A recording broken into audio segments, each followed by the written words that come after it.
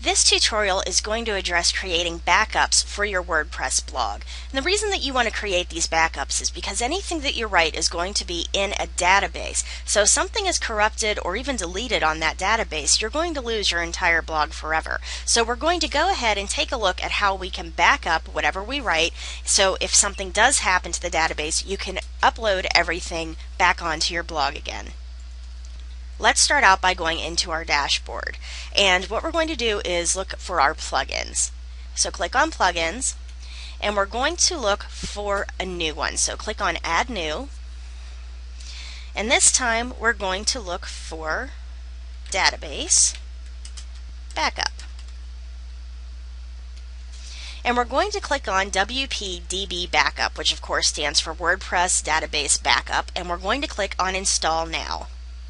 You can see this one has a nice high rating. It's pretty popular. It works really well. And we're going ahead and installing it now. And we're going to click on Activate Plugin. So now we have a WordPress database backup in our plugin list. So let's go ahead and refresh our page. By the way, you're going to want to make sure that your database backup is compatible with your version. This is version 2.2.2, and it is compatible with my version, which is 3.0. And to activate this, we're going to go into Settings. And to activate this, we're going to go into our Tools on our sidebar. And we're going to click on Backup. And it's going to bring up the tables that can be backed up. Now the tables, of course, are the different parts of your page. It includes your testimonials, your terms, things like that. So you may want to click on excluding spam comments. This means that anytime you back up your comments, this will not back up your spam comments as well. They can take up an enormous amount of space. And then exclude post revisions. And this is almost like saving your autosave file. So if while you're typing and it's doing autosaves, this will save all of those, and you don't necessarily need to do that. You may just want it to save your final WordPress blog that you've used. So I'm going to tell it not to do that. And then it's also going to ask if you want to include the following tables, which would be, for instance, the comments, and I do. And then it's going to ask if you want to back it up onto your server, to your computer, or email the backup. Now, to do it to your server, you need to make sure that you have the correct permissions on your server, which will be a change to the 777s or sometimes the 775s. If you're not sure how to do that, you may just want to download it to your computer, or you may just want to email your backups.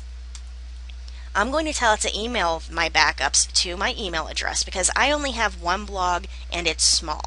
If you've got a lot of different blogs, or if you have a lot of activity on your blogs, then you may want to actually set up a whole new Gmail address, which will give you almost unlimited space for it to email all of your backed up blogs to. And I'm going to click on Backup Now. Okay, and this is a small blog so far, so it's going to go pretty quickly.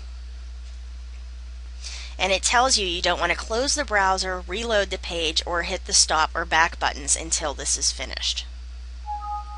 It tells me when my backup is complete, and I'm going to click OK.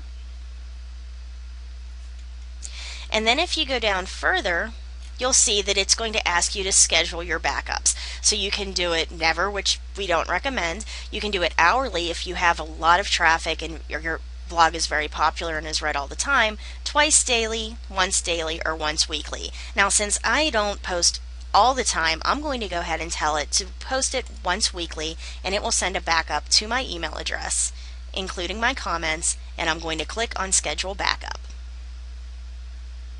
So now there's a backup file saved into my email account, and if something happens with my database, I can just go ahead and upload all of it to my blog again so I don't lose anything.